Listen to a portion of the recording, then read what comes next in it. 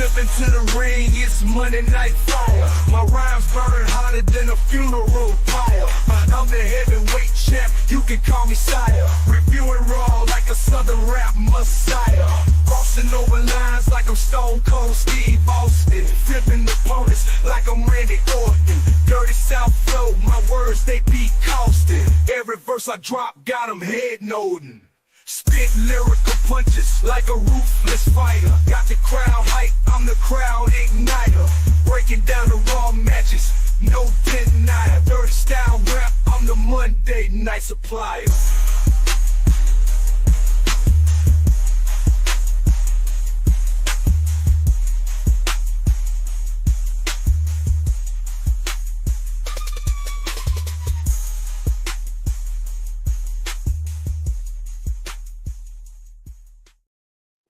What is up, window lickers? What is up, household? What is up, grunts friends? Any chaos goblins? You know what it is. It's Monday Night Raw, and it is courtesy of the window lickers, brought to you by In Your House. And we're here. The bearded trio is among us. Fungus among us, Incubus, 90s references. Resident Evil 7 subtitle, the Fungus Among Us. Was it? I did not know that. Oh, no, I came up with that. Oh, no. Oh, That's what Kevin, me and a couple so of my buddies always inventive. called it, was Resident Evil 7, the Fungus Among Us. That's awesome. I like that. That's Incubus always made me think of that. And yeah, so I don't know where I went with that, but we're there and we're enjoying the view. And how is my co-hosts, my friends, my co-creators? How are you guys doing? What's up with you guys? Doing all right. I'm glad the Eagles won their game against the Rams. Dude, look, I'm going to keep mentioning this until the Eagles win or lose. I know. All And right. like I said in the chat, I think Saquon's going to win the Super Bowl. He's just going to win the whole thing. That's just going to be At what this it point, I'm is. team anybody but the Kansas City Chiefs. Yeah. Because our Yeah. defense was too injured to deal with Jaden Daniels. And to his credit, they picked us apart. Yeah. And the offense didn't do as many favors as we needed it to with Right. turnovers. But I don't know. I can't ask for more than 31 points scored in a game. I just can't. Yeah. So I mean- could ask for less turnovers, I suppose, but I could also ask for more defense.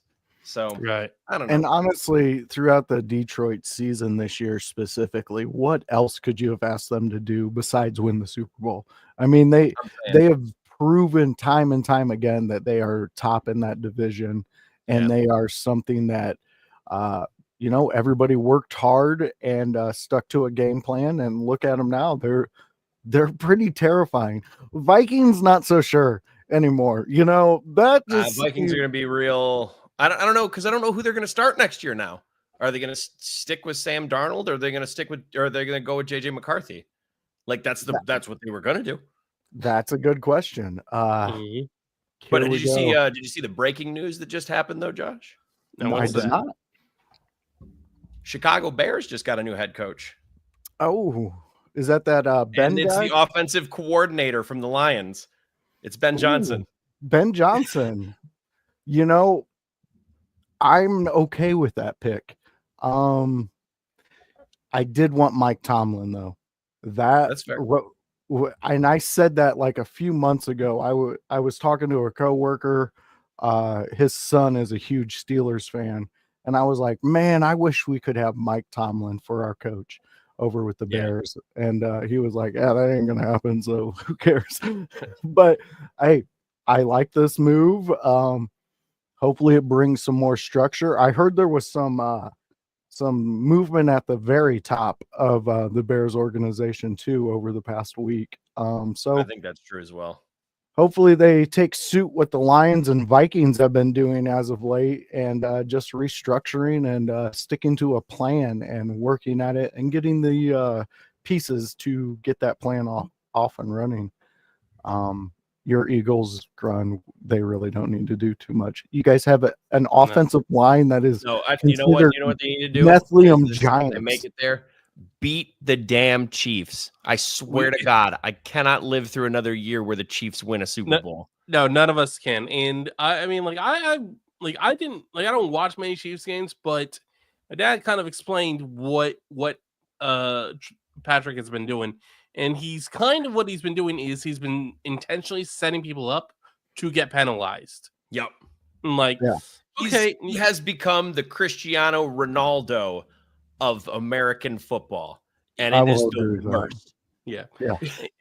I remember when we all hated Tom Brady, but we hated Tom Brady because he was so damn good. We hated him. Yeah. Patrick Mahomes is very good, but now he also does dirty tricks that are technically legal, but They're within the rules. they're within the rules, but it's dirty. It's very playing the system because we can't challenge flags. yeah. So, like, honestly, you know what? It's going to end up with a rule change where people are going to challenge exactly. flags. Yep. Because that's what happened in the NBA. They can challenge fouls now. If they need to challenge a foul, they can challenge a foul. Really? I saw it today while I was watching NBA. Is that started this season? I think it started 2 seasons ago. They can challenge fouls within like the last 2 minutes of a half. I think it's something like that. Oh, okay. It's like those really crucial ones. Like if they get it wrong or if there's just nothing there, like they can challenge it. Gotcha. Makes sense though. I mean, the game of basketball. House, our lovely boss, and just great overall friend to the whole group, letting us know it's been a few seasons. He's also on your guys' bandwagon. Anybody that but the Chiefs, I'm over the Chiefs. So many people are. There was a time though, I would say probably a few seasons ago where it was kind of incredible what they were doing, and now it's kind of like, okay, we get it. It's almost like if this was another like Brady dynasty, like I could get mad at Brady, but I knew he was that good.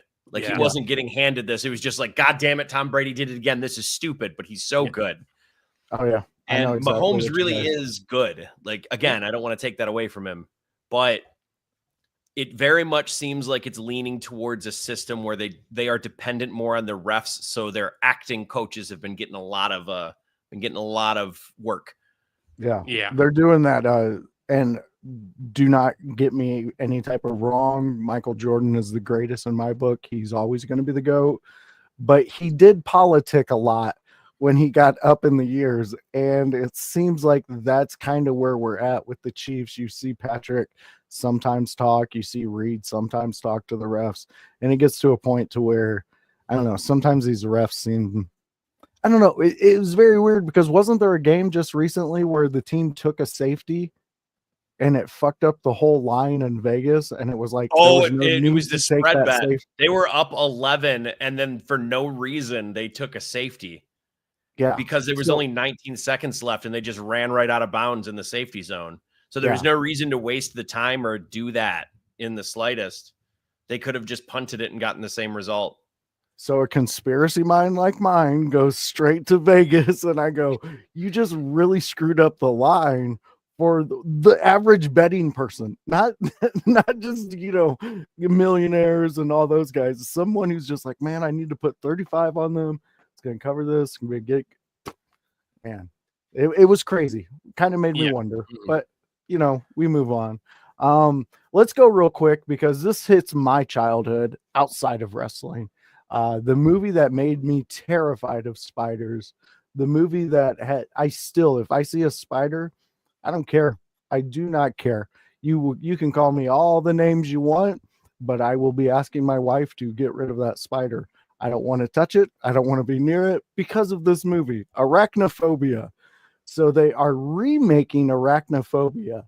I know in the pre-show we talked about it a little bit. You guys both don't recall it. You might have seen it, maybe you haven't, but know of its iconic legend, what it actually is for the horror industry. I mean, this was a traumatizing movie for me as a child, and my dad forced me to watch it. My mom talks about this movie still as the thing why she hates spiders.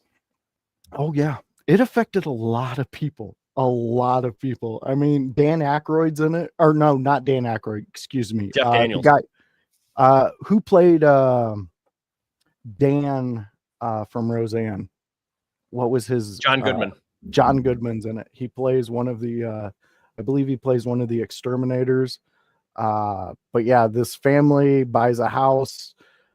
These spiders are just coming out and killing people like left and right. It was almost like you ever see the movie Cujo? Yeah.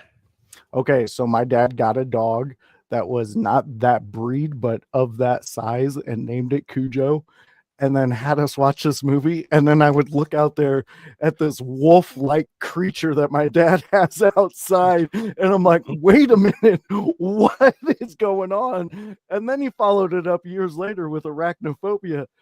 Figured out he was trying to traumatize me with horror movies. Oh, great. Jesus. But yeah, but it's a good movie. It's definitely a good movie. Something to check out if you're into horror movies. We have House chiming in here real quick.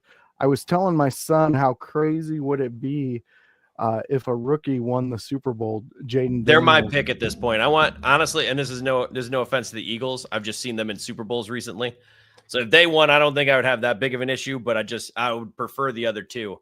If the Bills or the Commanders win. Yeah, I see it. I see where you're coming from there. The only reason I am actually secretly pulling for the Eagles is because of Saquon Barkley.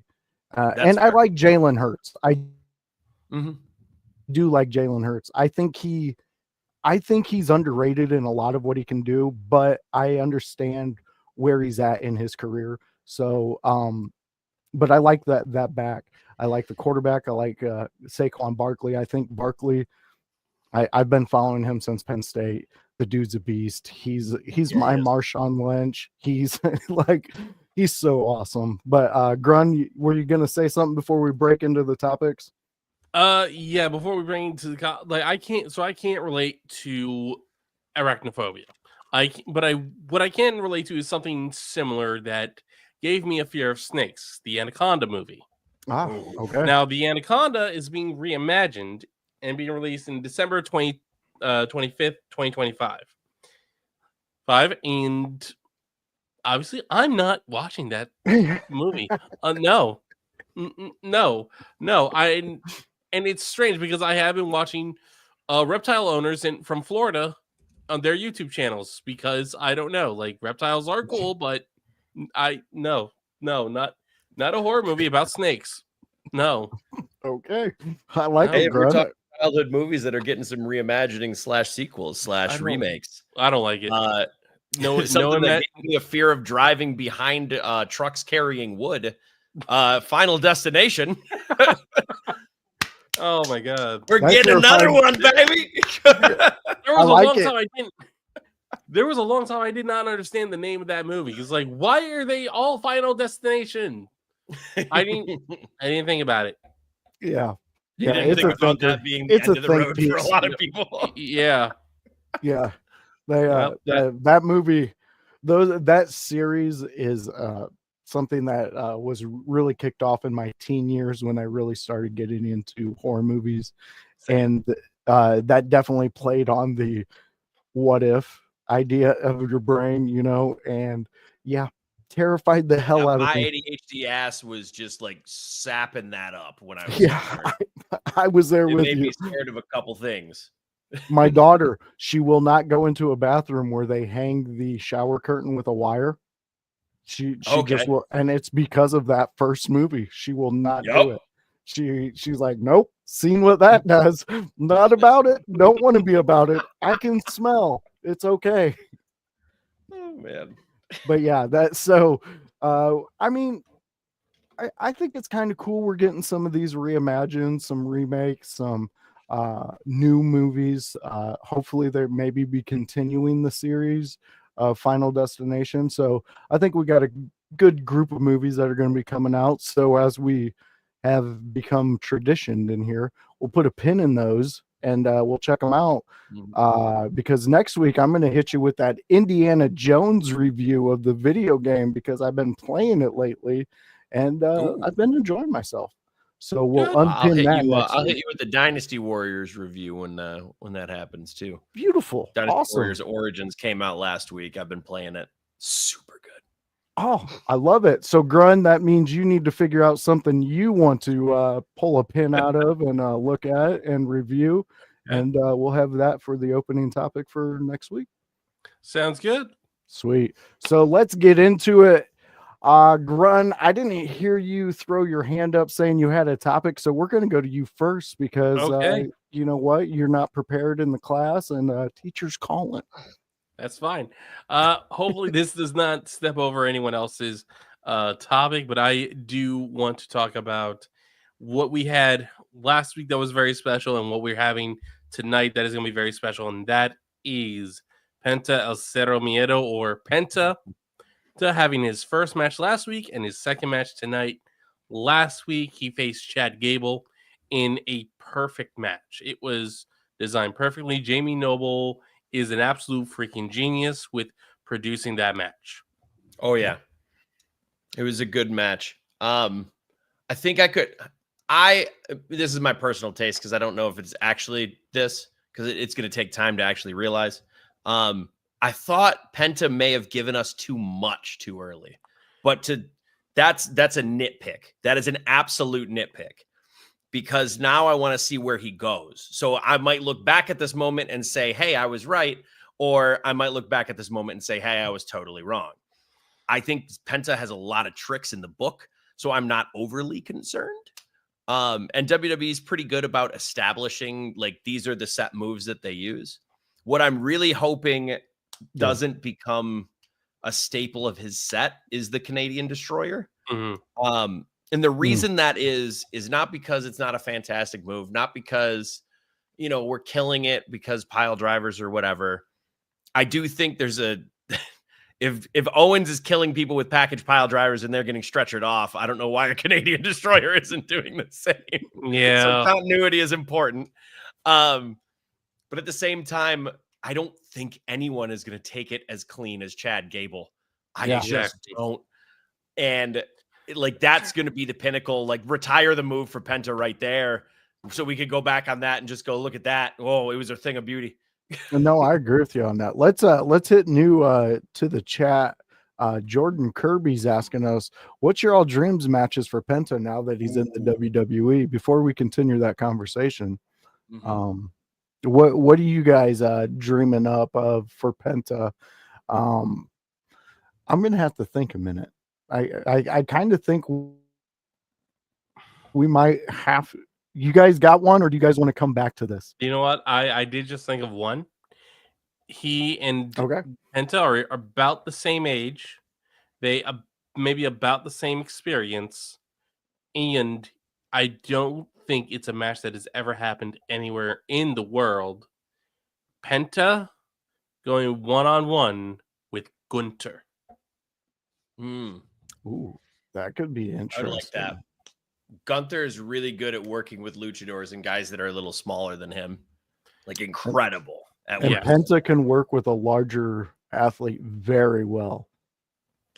Yeah, I like that. Mine. You know what? All right, so I'm gonna keep him as a face, so that I'm gonna eliminate some of the other faces because I don't want to do face. I think Penta is gonna be better as a face for a long time. So unless we're changing someone else, I want him with a clean heel. First ones that come to mind for me, because I think this guy would get a really good match out of him, and it could be different, is Kevin Owens. Oh, yeah. Yeah. I think Kevin Owens could make a really, really good match out of that. And he's really good at taking a lot of good moves and making them look good while also keeping a luchador safe. And he is a great base to get around and make people look good. Dude, that's a home run right there. Yeah. Did you say you had another idea? I think the other one to me, and this might be more of a once Penta gets more used to WWE's style, because this is a bigger guy. I don't know if he'd be able to fly around him, but I think it'd still be really good, is Drew. You took my pick. I think it'd be a really good one with Drew. Well, if I took yours, talk on it. For me, I would want Drew to be the guy trying to take Penta's mask. I want to see him being the just nastiest, aggressive Drew that we've seen him become in certain storylines. just because I think we would get some really good, passionate promos out of Penta, like we did on his opening for WWE. And I think that's the draw for me to Drew too, is not the match itself, it's the story. Not that the match would be bad. Yeah, exactly. No, I think he would leading to it. And plus, he could go longer than a lot of the other guys. So I think you would get a longer match out of that. And Penta in a lengthier match just shows viewers money. People love that with him because he keeps that lucha energy throughout the entire match. And I really think that that's what's a big draw with Penta. It's almost like another thing that we saw a lot on Raw, and I think Drew would really make him do this and give him a reason to do it. Penta's selling was next level last week. Yeah. And if you're with a guy like Drew or with Gunther, I think those guys are going to make you sell. I think Owens will get a more of a high octane match where they're moving around doing cool stuff. Pop-ups, that makes sense. Reversals. But the other two would get a really, really good sell job out of him. It would be an incredible bell-to-bell match that way. No, I love that. I love that. I really liked Penta's whole presence, the way they packaged him. And it really, to me, and I can see exactly what you were saying, Kevin, where it felt like maybe you were getting too much out of him. But after seeing what we've seen, and we can only expect a giant arsenal bag that he comes with, and that we're going to be, and hopefully CM Punk sees that, because I just used his new way. He, instead of move sets, he's saying an arsenal. So, you know, we're trying to move and be, you know, moving in the new directions. So yeah, like Arsenal. It sounds more medieval. Yeah, it does, doesn't it? It kind of gives it more of like a, oh shit, he's got an arsenal. What's going on here? You know. So yeah, Penta on Raw. Can we all agree the bearded trio? We're liking it. We're loving what we've seen. Do we know who he's working with tonight? Do we know who he's wrestling? I have not seen anything. Let me do a quick search for Raw tonight. Last thing I saw was Penta in action. That is all that I've seen as well. Okay, so what I imagine tonight is an enhancement match kind of thing. They get him back on there. They make him look good, but it's not going to be the length that Chad Gable's match was. Yeah. Jordan Kirby's chiming in. Pete Dunne. Pete Dunne would be a good one. I think they've worked together out in the circuits, if I'm not mistaken. But I agree that would be a great match. I just feel like Pete Dunne's at a point where like that's all he's used for. He's not is to put over a guy right now. Yeah. I think they would. So I also don't know how this would translate. Again, not that Pete Dunne isn't a good worker, but he really specializes in like digit control, submission, and things like that. And Penta does too. And it's very clear that they're going to use that sacrifice, the arm breaker. So you could have them kind of duel that with the, you know, the finger snaps and everything. But at the same time, I'm not sure how that would translate to a larger scale.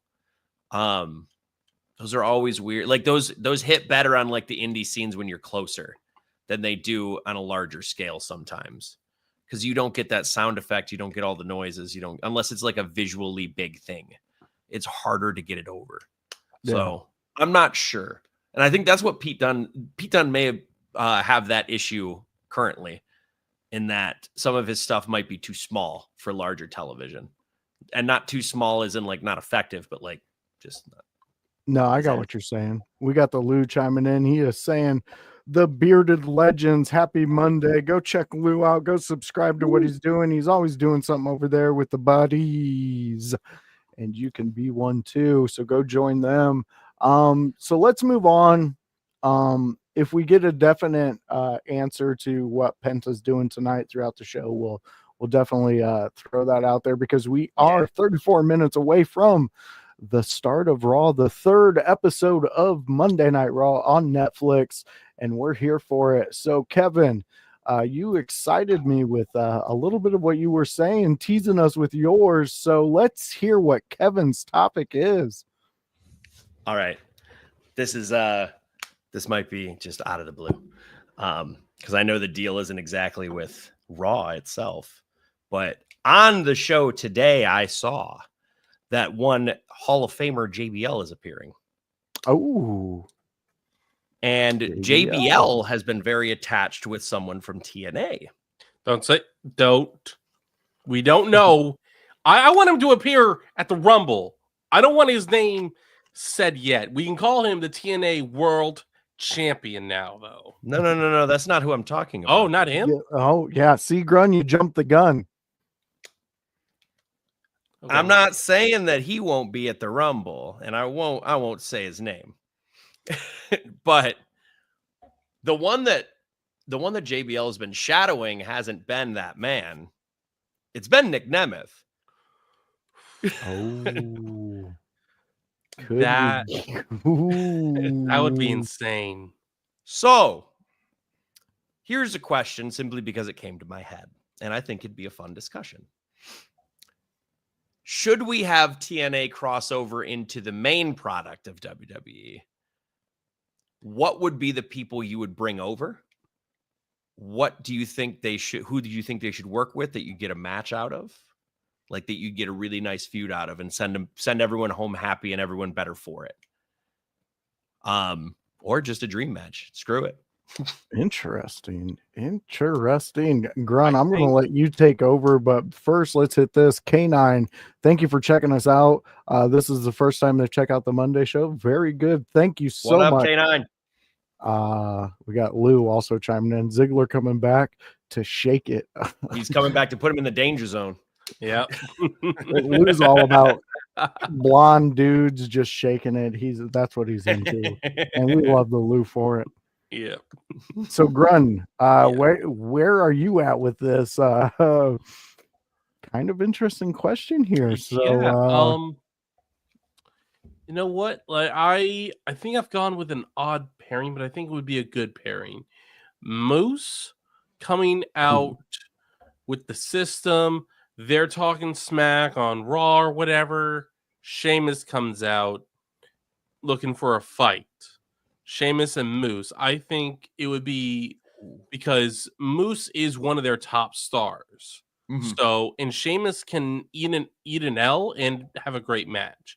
Yeah. And so I think this only helps Moose because it can either make him look really good to the WWE audience, or it can set up something where maybe you have some sort of faction some sort of team put together, like maybe Drew for a time turns babyface to help Sheamus because he does still have that relationship with him. Maybe this is also how you give Wade his one final give Wade one more match in the WWE. So you can have the system taking on Drew, Sheamus, and Wade. Just go ahead and reform the League of Nations. Bring Miro back. Miro is a likely to return to WWE once his contract is up. But like me personally, I don't bring Del Rio back. For obvious criminal reasons. Yes. As far as the criminal stuff, my understanding is that he has been cleared of those charges, or at least the latest. Well, I mean, because like I'm pretty sure he was convicted of one of them. He was convicted of something else prior to the most recent ones that we've heard. That was post his relationship with Saraya. Correct. Okay. We've given enough time to Del Rio. We can move on from his name. But yeah, like if they did reform the League of Nations and did it well, like I think it could do fine. I don't think it would be the megastar attraction that it could have been because they kind of ruined it before. So if they want to at least give it its due, fine. Okay. I think it'd be an interesting way to bring back Wade into it. I like that. Yeah. Let alone anything else with the League of Nations stuff, but like Wade and Sheamus together, I think would be interesting. I don't know that I want to move Drew out of the role that he has right now in my head. Yeah. Drew's in a very That's the only shaky part to me. Everything else works perfect though. No, yeah. Like I mean, like I said, like I was pitching it more as like a one-off thing. That Sure. way, so you could protect the personality that and the character that Drew is currently portraying, because I would feel like that's more important than even the match. Sir. I like it. I'm going to do one thing that I would really enjoy, and this is going to be like more of a fantasy, because could you potentially build storylines behind it? Yes, you could, but I don't think you necessarily need to. But you can definitely pull it out anytime that you have a tag team match that involves 6 participants. And what I would do is I'm bringing over Jonathan Grisham, and I'm putting him with Kofi and Xavier, and I'm having them just like use him as like an replacement for that night, for that match, for whatever, and just run a tag team against 3 people from TNA. So therefore you can actually play into the idea of Grisham's a traitor, he's moving over to WWE, and then that kind of builds friction on both shows if you ever bring him over. And honestly, I would bring over some of your top guys, Alexander, just for instance, Namath. I would definitely put him in that if you don't have something, specific for him. But I think that with what we're talking about, you could definitely do something like Eric Young coming over and finally doing something that is meaningful kind of with the WWE outside of, wasn't he a part of something for a little bit with them and then they just got rid of him? It was like, I don't know. I've always liked Eric Young. I thought he's a talented dude. Oh yeah. He's definitely one of those Swiss Army knives. I'm interested though, because I haven't seen too much from this guy, and I would kind of like to know more if you guys know. Brian Myers. Does that ring a bell for TNA? Yeah. A little bit. Okay. bit. Yeah, I mean, Brian Myers is Kurt Hawkins. yeah. That's why he looks so familiar. That is why I was sitting here and I'm going through the playing with roster. us. I thought you were playing. With I thought you were playing. No, I wasn't. Yes, I was Brian not. Myers. That is 100% legit my actual reaction, because I'm like, God damn, he looks so familiar. But He looks so familiar. I was like, I'm gonna check some of his stuff out, and then I was like, well, let me ask these guys first. He's good. They're more into well, yes, he's good. Yes. I like him. Well, thanks for the clarification, guys. That's even better. That's even better. So fantasy bookings on this. Is there anybody in the women's division do you guys see coming over? That would be that's I think where I was gonna go. I think we should eliminate Jordan Grace just because she already seems to be. She's already coming. I think she's already a guarantee. So let's. But their knockouts champ is the one that I would bring over. Which is Masha Slamovich. Yes. Okay. Okay. Masha, I think, would match up really well with, I don't know, almost any woman on the roster. She seems very versatile in being able to work with a lot of different styles.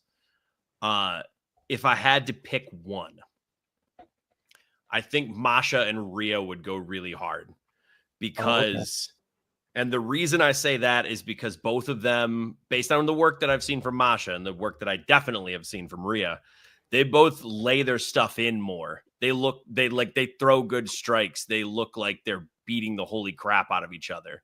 So it doesn't, I fear sometimes, especially with the women who are wrestling, and don't get me wrong, this happens to the men too. They don't throw their strikes with a lot of intensity because they're afraid to, attack the moneymaker. Whereas men can get away with like scars or like dislocated jaws more and, disfigurement. It's the nature of the game. But because of that, we don't get as many hard hitting like female matches. Masha's one of the people that can. And I think her and Rhea would be a really good hard-hitting match that could really like set women's wrestling forward by a lot. I like it. I'm going to dive a little more into when we get off air. And I got time because my work already told us it's going to be way too cold. don't come into this warehouse and try Stay to with me work. for the next 2 Right. days. Yeah, so I'm good with that. I'm going to dive a little more into these TNA guys because I'm seeing a lot of guys. I mean, and like I was talking about, you can I got definitely- recommendations for you Yeah, because I've met like half the roster. awesome. I love it. And I'm looking forward to that because, yeah, I'm looking to expand in 2025 my a little more of my viewing of wrestling and not be so snobbish, I guess, and stick with my Wrestling catalog. Yeah, used to throw it out there, get a little more. I want to get back to when I first got into wrestling and I was trying to just get as much as possible into my brain. Yeah, that makes sense. But yeah, so yeah, I think that was a great topic. I like it because it's very in the moment now because we're seeing the partnership is expanding and it's going to be fantastic, and I'm really looking forward to it. It's definitely something needed and something that the fans can only just get more wrestling. So that's even better. So Grun, Kevin, let me tell you what I'm talking about this week. I'm talking about, Let me talk to you. let me talk to you. I'm going to be talking about the Raw as a whole on Netflix. And does it seem that as we're coming on to Netflix for the third week now, we're getting to see kind of how they're presenting it to us. There's grumblings of it's going to be a 2.5 hour show. There's still commercials in there. There's all these things that you're basically nitpicking at when it comes to it. But my question in all this is, does it seem to you guys and you chat that we're getting more of a focus on storytelling and the production of that, and making Raw on Netflix more of a thing? Like, hey, are you watching Netflix tonight? And people are associating that with Monday Night Raw over the titles, the championships, the World Heavyweight Championships, to be specific.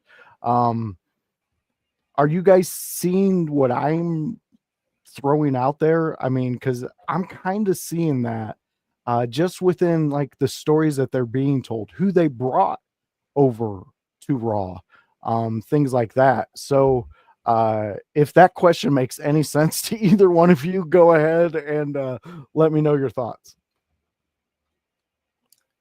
So like the spectacle of Netflix is it's almost made the world title secondary, is kind of what you're getting at. Yes. Got it. Okay. You know what? I don't necessarily disagree, because, and I'll tell you why. I'll specifically one title. The World Heavyweight title specifically, because that's the one that's supposed to be on Raw. Yeah. It wasn't even the first champion it wasn't even the first heavyweight champion featured.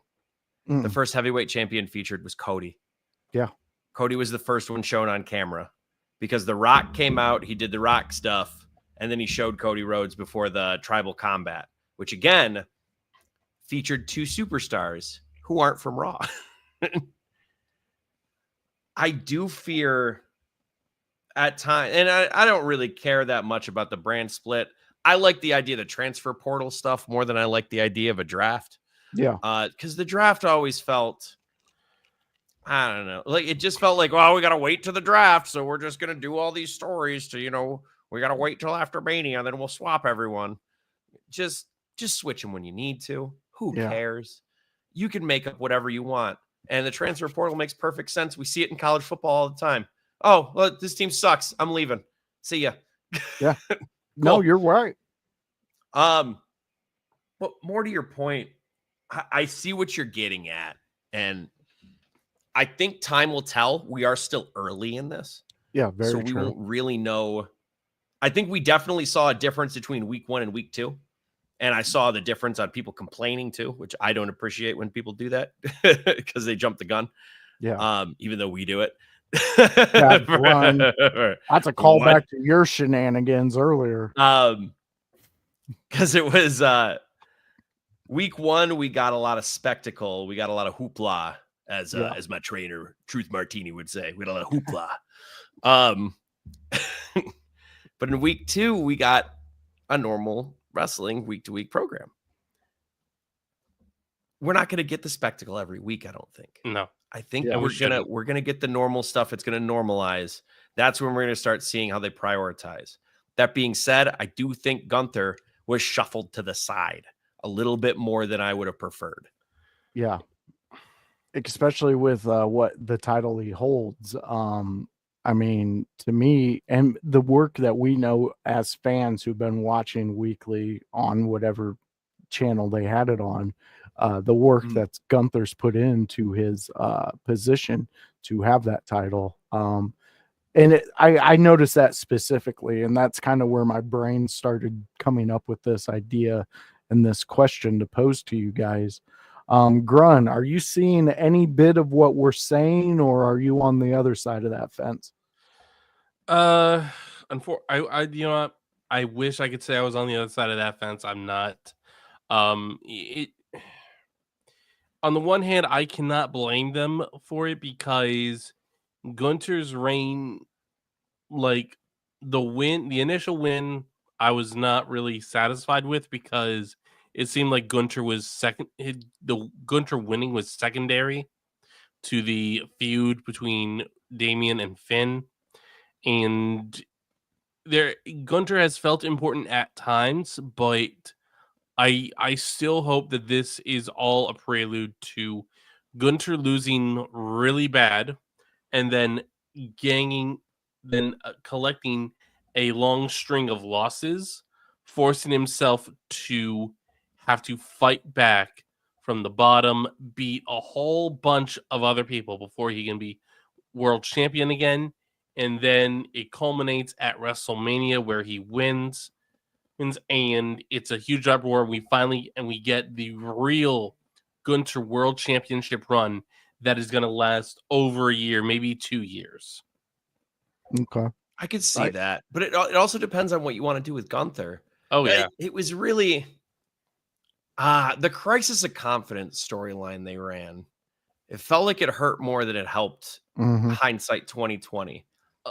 I don't think it was told to the best of their ability because, again, I think that was secondary to Cody winning. Because it's like Cody needed the win because he's the face of the company. Correct.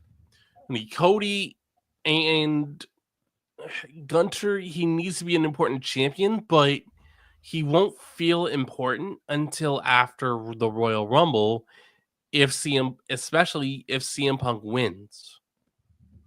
That's fair. I think the way that I don't think the Cody loss itself inherently was bad for Gunther. It was what they did after that I thought was worse.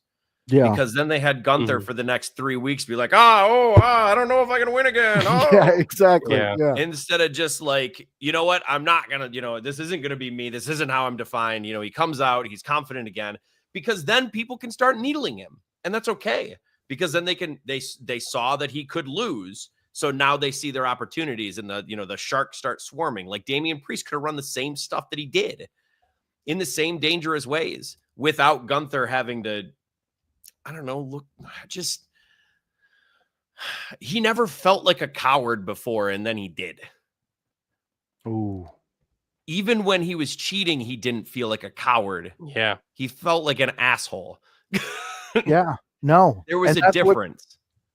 And I think that's ultimately what they're actually trying to get over with Gunther, the arrogance, the assholeness. But when you add like the cowardness to where it's not believable, like to me, it's stark difference to the character too is the problem. Yeah, and it's too much of a turn of the character for who he is. Now, if you want to slow roll that, there's ways to get to that. But to just do it, and then like Grun said, it was almost secondary. You've pretty much stacked up all the odds against him. Now, that being said, with what Grun's proposing, the whole complete dismantling of everything we know about Gunther right now, and then watching the self-build and to where we know where he can get there again, My question to continue off of that to you guys is, if we're in a world where we know that that's how they're going to proceed with Gunther, who would you guys want, and who would make that more believable to kick that storyline off for him to lose to? Drew. Okay. Because if this story is going to happen, Gunther's current babyface. If you have him beat all of the odds, there ain't no way people aren't getting behind him. So you put him against one of the strongest heels you have, Drew. Okay. I like it. Grun, where you at on that extra question? I was thinking someone else. I like where Kevin's thinking. Drew would definitely be a very good pick, but I'm gonna say Braun Breaker. I think that boosts Braun, and then for the entire time that Gunther's trying to get back, you have Braun Breaker be the champion. You have Braun Breaker decide, you know what? I don't like the fact that I'm only allowed to defend that. Adam Pearce only wants me to defend the title once every so often. I want to defend the title every other week. Give me a challenger every other week. I don't care who it is. Bring me everybody. I don't care if I got to beat people multiple times, because that's Braun Breaker's attitude. He just wants to prove that you can stack all the odds against him. You can tie him up. You can give him every disadvantage, and he will overcome it. That is his attitude. I like it. Can I add a corollary? Yes. We need Braun to then go further towards the heel side, if that's the case. I Because right can see now that. he's riding the line, and I think he's doing it really well. Oh, yeah. But specifically in that storyline, I would want him to go further towards heel. He doesn't have to be the level of Drew McIntyre. No. But let's stay within his character, like you're saying. Why don't we have him have a challenger every week? But then once he beats him, maybe he doesn't beat him multiple times because he keeps sending him the injured reserve. Right. That's within his character. Yeah, I like that. I think you could work with both of those. Braun Breaker, he would definitely be somebody. And if you're going to do that, for me, if I'm booking this whole thing, I want it to be an Iron Man match.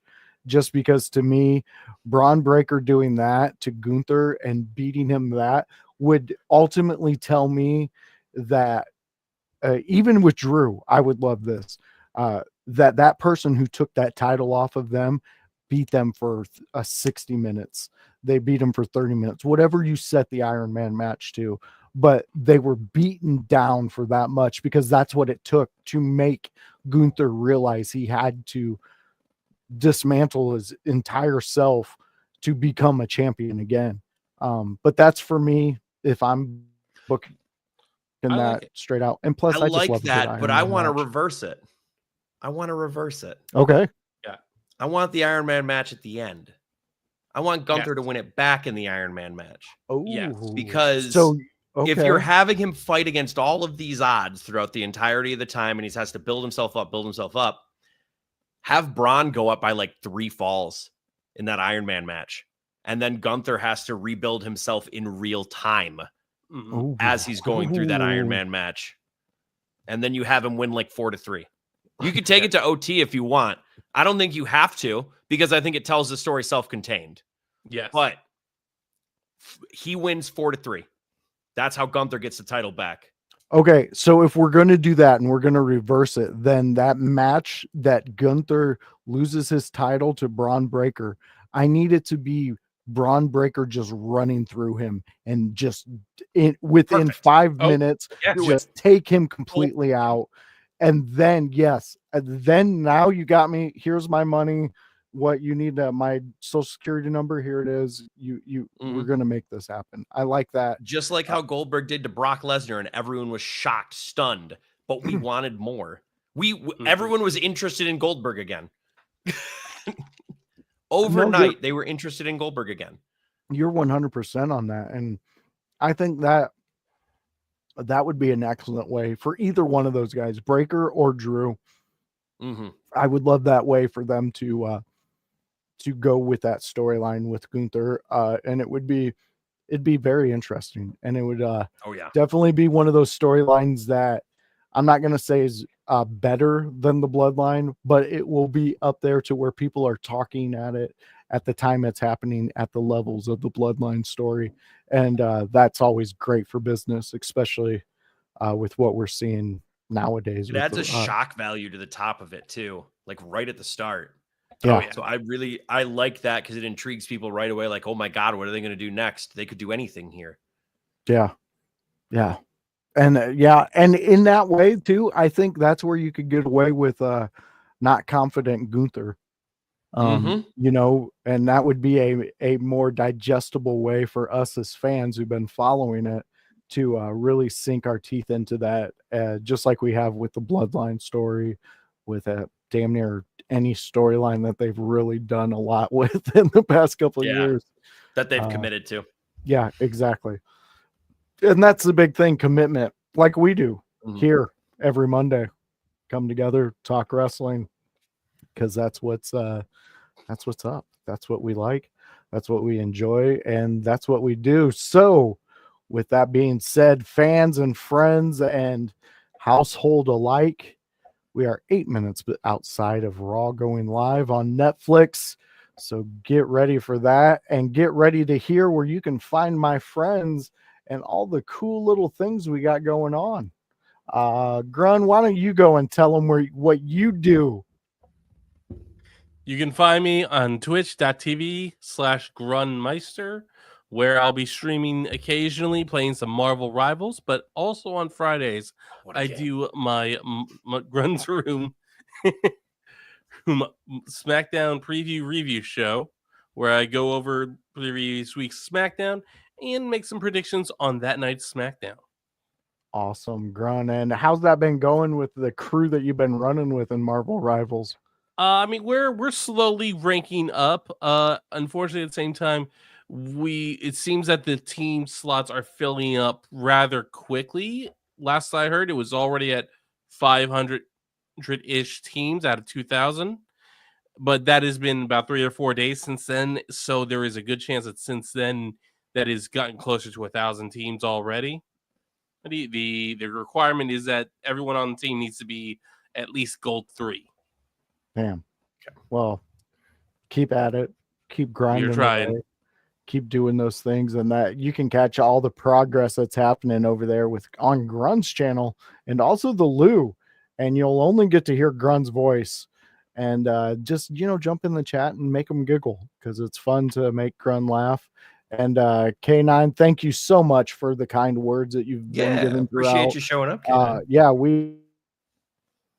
We really love that you stopped by to check us out. And like I said, we're here every Monday at 7 p.m. where we go live with Kevin Calloway, the Chaos Goblin. Kevin, where can they catch you outside here? I know you've been doing some work with Dear Pro Wrestling and shouting out all the In Your House shows. This has been going through the grapevine? Yeah. I'm hearing some nice interviews coming up, because we got that Rumble Weekend docu-series and everything. Couple actually, one of them is one of my close personal friends, which is awesome.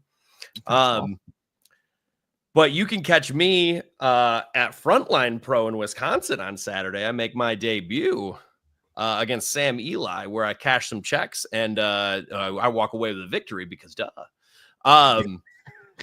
You can also follow me on Facebook at Kevin Calloway. You can follow me on Instagram at Calloway Kevin. And that's about it right now. I got some cool things in the works, boys, but I can't really announce all of those yet. Yeah. Well, you're here every Monday, so we'll keep up to date on that. And when you can drop it, you'll drop it. I will say Viking Storm has been talking up you quite a bit, you and Annie. Woo! And they're looking so forward to seeing you guys at Frontline, and they're looking forward to seeing you in action. So definitely there's great opportunities happening out there. Go check out Kevin and Annie, and they're a part of the Frontline Pro crew out there, and this is going to be their introduction to you, Kevin. So looking forward to it, man. I'm supposed to be getting some pictures of you courtesy of Luna, so looking forward to that too. Nice. I'm going to have a whole wall of just Kevin Calloway action shots. It's going to be fun. I'm going to need the voice picture. You know that Charlie Day meme where he has all the connected things? I'm going to need pictures of me connected by wire. And then just you standing there going, say no more, my friend. It will be done. So Fans, you can always catch me here with my friends, and you can catch all this fun that we have and what we do Monday nights at 7 p.m. here on the In Your House Network. It's part of the Window Lickers. You know us, you've heard of us. We're out there, we're just doing our thing, and this is one of those things. It's the Monday Night Raw preview where me and the blue-eyed villain himself, Grunmeister, and the Chaos Goblin, Kevin Calloway, we talk Monday Night Raw. We do exactly what you just paid attention to.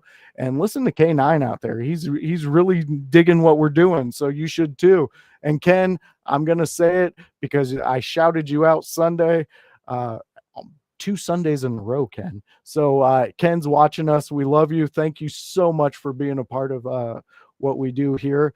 And what we do here is also Friday nights. I go a little extreme. Me and House, we dive into ECW, and it's been growing.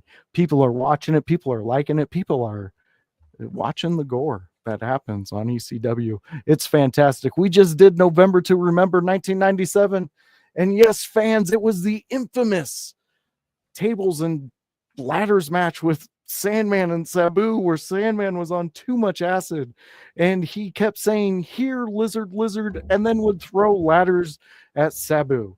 It's a fantastic one, and you can fact check me because both men have talked about it multiple times on different podcasts. It's a fantastic story, so go and rewatch that because it's a great match too. I enjoyed it. It's a good one, but you can catch me in house doing all that stuff on Fridays, usually around 6 and 6:30 is when we go live and we watch ECW Hardcore TV, and it's a blast. And then on Sundays, if you're still not done with IYH throughout the week, you're like, please give me more. I need the more of the wrestling. It's a house party. It's where everybody in IYH who's ever available, who's ever not too worked from the Saturday. That's when our wrestler friends work. I mean, Saturday's a big day for them. So they go and they do that. But if they're there, we talk wrestling and we have fun. We invite you to come and talk with us. Last week was incredible. We had so many guests. We had so many people talking, and we had so many drops for this docuseries that's happening down in Indy during Royal Rumble weekend. We are connected with so many organizations, and in the next few episodes of all these shows that we do, you're going to see a lot more promotion for that weekend in itself. It was a great episode, so come and join the In Your House crew when we do that. And always pay attention for what we got next, because we got a docuseries happening. We got interviews coming up. We got people we want to talk to, and we got more events we want to put on. So we want you to be a part of it. That makes us a part of your house, and then you're in our house and we're in your house. Everybody's in everybody's house. Houseception. Exactly. There we go. So fans, if you're out there and you love wrestling and you want a place to go, here it is. It's In Your House, where you can be you. And we just absolutely adore all of you. So please come check us out, and we will see you next Monday.